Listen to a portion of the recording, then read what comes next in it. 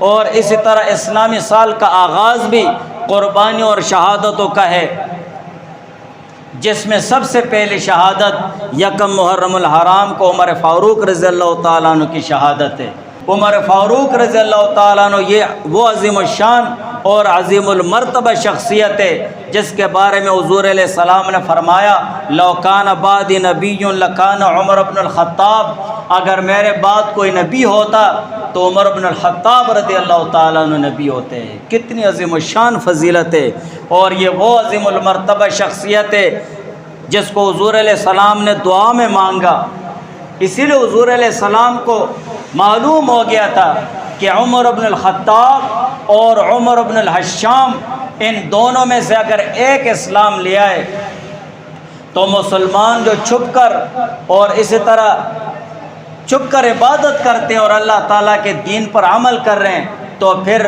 بالکل علی الاعلان اللہ تعالیٰ کے احکامات پر عمل کرنا ان کے لیے آسان ہو جائے گا۔ تو حضور علیہ السلام کی یہ دعا اللہ تعالیٰ نے عمر بن الخطاب رضی اللہ تعالیٰ عنہ کے بارے میں قبول فرمائی، اور عمر رضی اللہ تعالیٰ عنہ کو اللہ تعالیٰ نے ایسا جلال اور ایسا دبدبہ اور اتنا روب دیا ہوا تھا جس سے شیطان بھی خوف زدہ ہوتا تھا۔ جس گلی سے عمر رضی اللہ تعالیٰ عنہ گزرتے تو اس سے شیطان بھاگتا رہتا ہے، اس گلی سے شیطان بالکل نکل جاتا ہے، اور عمر رضی اللہ تعالیٰ عنہ کی باتوں سے لوگوں کو سکینت و طمانینت ملتی تھی۔ علی رضی اللہ تعالیٰ عنہ فرماتے ہیں بعید نہیں ہے یہ بات، عمر فاروق رضی اللہ تعالیٰ عنہ جب باتیں کرتے ہیں تو دل کو سکون اور طمانینت ملتی ہے۔ حضرت عبداللہ ابن عمر رضی اللہ تعالیٰ عنہ سے روایت ہے کہ عمر رضی اللہ تعالیٰ عنہ نے فرمایا کہ میں نے 3 باتوں میں اپنے خداوند تعالیٰ سے موافقت کی، خداوند تعالیٰ سے موافقت کی، یعنی میری رائے وہ ہوئی جو اللہ تعالیٰ کا حکم آنے والا تھا۔ عمر فاروق رضی اللہ تعالیٰ عنہ ایسے بھی ہوا ہے کہ عمر رضی اللہ تعالیٰ عنہ چاہا کہ کاش یہ حکم ایسے ہو جائے، یہ عمل ایسے ہو جائے، اللہ تعالیٰ نے ویسے ہی وحی بھیجی۔ کتنی بہت بڑی بات ہے کہ عمر رضی اللہ تعالیٰ عنہ نے جیسے چاہا ویسے اللہ تعالیٰ نے وحی فرمائی۔ مقام ابراہیم کے بارے میں اور پردے کے مسئلے کے بارے میں اور غزوہ بدر کے قیدیوں کے بارے میں، اور وضاحت یہ ہے کہ ذخیرہ روایات میں کم از کم 15 ایسے واقعات کا ذکر ملتا ہے کہ کسی مسئلے میں عمر رضی اللہ تعالیٰ عنہ کے ایک رائے ہوئی یا دل میں داعیہ پیدا ہوا کہ کاش اللہ تعالیٰ کی طرف سے یہ حکم آ جاتا تو وہی حکم وہی کے ذریعے اللہ تعالیٰ کی طرف سے آ جاتا۔ بس حضور عمر فاروق رضی اللہ تعالیٰ عنہ کے دل میں آ جاتا، ایک داعیہ پیدا ہو جاتا کہ اسی طرح حکم آ جائے، اسی طرح اللہ تعالیٰ کی طرف سے حکم آ جاتا۔ اور اس حدیث میں ان 3 باتوں کا ذکر ہوا ہے۔ ایک ہے مقام ابراہیم، مقام ابراہیم یہ وہ پتھر ہے جس پر کھڑے ہو کر ابراہیم علیہ السلام نے بیت اللہ شریف کی بنیادیں اٹھائیں اور بیت اللہ شریف کی تعمیر ہوئی۔ مقام ابراہیم پر حضرت عمر رضی اللہ تعالیٰ عنہ نے حضور علیہ السلام سے یہ خواہش ظاہر کی کہ کاش ایسا ہوتا کہ مقام ابراہیم کو خاص نماز کی جگہ قرار دیا جاتا۔ عمر فاروق رضی اللہ تعالیٰ عنہ کا اتنا ہی فرمانا تھا کہ کاش ایسا ہو جاتا ہے۔ سورہ بقرہ کے آیت نمبر 125 نازل ہوئی اور اس میں حکم آ گیا واتخذوا من مقام ابراہیم مصلی، کہ مقام ابراہیم کو نماز کی جگہ خاص کر بنا لو اس کو۔ جب بھی آپ طواف کریں گے، طواف کے بعد آپ 2 رکعت نماز پڑھیں گے تو تمام ائمہ کے نزدیک مستحب یہ ہے کہ مقام ابراہیم کے پاس جا کر یہ 2 رکعت نماز پڑھو، اگر سہولت سے پڑھ سکتے ہو۔ سہولت نہ ہو اور تکلیف اور مشقت کا ہو تو پھر آپ وہاں پر حرم میں بیت اللہ شریف میں کہیں بھی آپ پڑھ سکتے ہیں۔ دوسرا مسئلہ حجاب کے بارے میں، اس وقت پردے کا حکم نازل نہیں ہوا تھا۔ عام مومن مسلمانوں کی طرح حضور علیہ السلام کے گھروں میں بھی بضرورت صحابہ کرام کے آمد و رفت ہوتی رہتی تھی۔ حضرت عمر رضی اللہ تعالیٰ عنہ کے دل میں یہ بات آئی اور یہ داعیہ پیدا ہوا اللہ تعالیٰ کی طرف سے کہ خاص کر ازواج مطہرات کے لیے حجاب کا خصوصی حکم آ جائے۔ چنانچہ اللہ تعالیٰ کی طرف سے آیت نازل ہوئی وَإِذَا سَأَلْتُمُوهُنَّ مَتَاعًا فَاسْأَلُوهُنَّ مِنْ وَرَاءِ حِجَاب کہ اے صحابہ آپ لوگ جب بھی ازواج مطہرات سے کوئی چیز مانگے فَاسْأَلُوهُنَّ مِنْ وَرَاءِ حِجَاب تو پردے کے پیچھے سے ان سے بات چیت کرو۔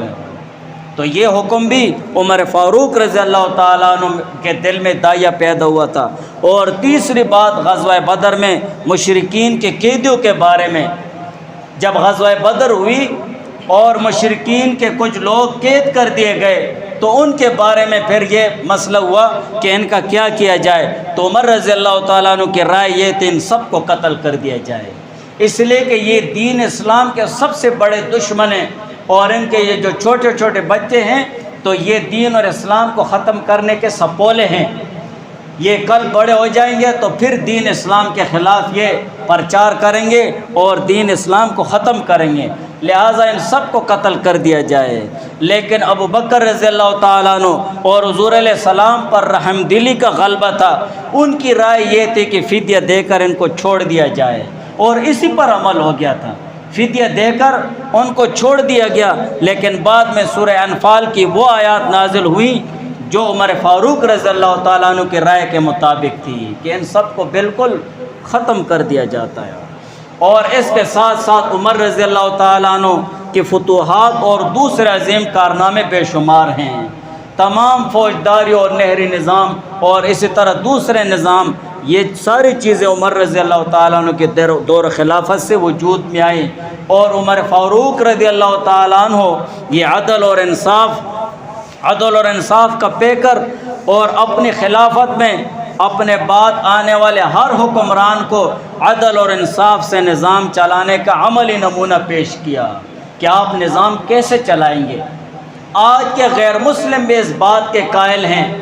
کہ آج دنیا جس گھڑے میں گری ہوئی ہے تو اس گھڑے سے نکالنے کے لیے صرف عمر فاروق رضی اللہ تعالیٰ عنہ کی ضرورت ہے، بس۔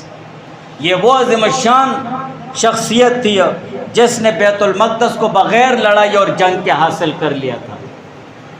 اس کو ایسا رعب اور دبدبہ اللہ تعالیٰ نے دیا ہوا تھا۔ یہودی بھی ان کے رعب اور دبدبے کے قائل تھے۔ جب عمر فاروق رضی اللہ تعالیٰ عنہ ان کے سامنے ہوا، بس انہوں نے کہا حضرت آپ ہمیں کچھ بھی نہ کہیں، یہ لے بیت المقدس۔ بالآخر مدینہ منورہ میں ایک پارسی، ایک ایرانی غلام فیروز نام کا تھا جس کی کنیت ابو لولو تھی، اس نے فجر کی نماز میں زہر آلودہ خنجر سے عمر رضی اللہ تعالیٰ عنہ پر 6 وار کیے۔ یہ وہ شخص تھا، مغیرۃ بن شعبہ رضی اللہ تعالیٰ عنہ کا غلام تھا۔ ایران جب فتح کر دیا گیا تو اس وقت یہ جو قیدی تھے ان کو تقسیم کر دیا گیا تھا۔ مغیرۃ بن شعبہ رضی اللہ تعالیٰ عنہ کے حصے میں فیروز نامی جس کی کنیت ابو لولو ہے یہ غلام آ گیا تھا۔ اس نے عمر فاروق رضی اللہ تعالیٰ عنہ کے پاس جا کر شکایت کی، امیر المومنین مغیرۃ بن شعبہ میرے آقا مجھ سے بہت زیادہ ٹیکس لیتا ہے۔ عمر رضی اللہ تعالیٰ عنہ نے اس کی تحقیق کی تو اس سے فرمایا کہ مغیرۃ بن شعبہ رضی اللہ تعالیٰ عنہ جو ٹیکس آپ سے لیتے ہیں تو وہ بالکل صحیح ہے، لیکن اس کمبخت نے اپنے دل میں رکھ لی تھی بات، اور اسی طرح انتقام پر آ گیا اور عمر فاروق رضی اللہ تعالیٰ عنہ کو وہ قتل کرنے کے در پر ہو گیا تھا، اور ایک خنجر تیار کیا جس کو بار بار وہ زہر کا پانی دیتا رہا، زہر آلودہ کر دیا تھا۔ اور جیسے عمر رضی اللہ تعالیٰ عنہ فجر کی نماز میں تکبیر تحریمہ کہنے والے تھے تو اس بدبخت نے وار کیے اور 6 وار کیے، اور اس دوران عبد الرحمن بن عوف رضی اللہ تعالیٰ عنہ آگے ہوئے، فجر کی نماز مختصر پڑھائی، اور پھر اس ابو لولو کو، فیروز کو، اس نے صحابہ کی صف کو توڑ کر وہ بھاگ جانے کی کوشش کی، لیکن صحابہ کی صف کو نہیں توڑ سکا۔ کئی صحابہ کو اس نے زخمی کیا، جس میں سے کئی صحابہ شہید بھی ہو گئے تھے، اور بالآخر جب یہ بھاگ نہیں سکا اسی خنجر سے وہ خودکشی کر لی تھی۔ 27 ذی الحجہ کی تاریخ تھی، اور 3 دن بعد یکم محرم الحرام 24 ہجری کو عمر فاروق رضی اللہ تعالیٰ عنہ کو دفن کر دیا گیا تھا۔ تو یکم محرم الحرام اس اسلامی سال کا ابتدا بھی، یہ بھی مومن مسلمانوں کو ایک عظیم الشان درس اور سبق دیتا ہے اور سب سے پہلا دن یکم محرم الحرام عمر فاروق رضی اللہ تعالیٰ عنہ کی شہادت سے آپ درس اور سبق لے لیں کہ کیسے ایثار اور قربانی کا دن ہے، کہ ہر مومن مسلمان کی ذمہ داری بنتی ہے کہ وہ اپنے اسلامی سال سے واقف ہو، خصوصاً جن وہ ان کا مہینوں کا ذکر احادیث میں ہے، اور خصوصاً حرمت والے مہینوں کے ان سے تو واقف ہونا ہر مومن مسلمان کی ذمہ داری ہے۔ تو اسلامی سال کا ابتدا یہ بھی مومن مسلمانوں کو ایک بہت بڑا درس دیتا ہے۔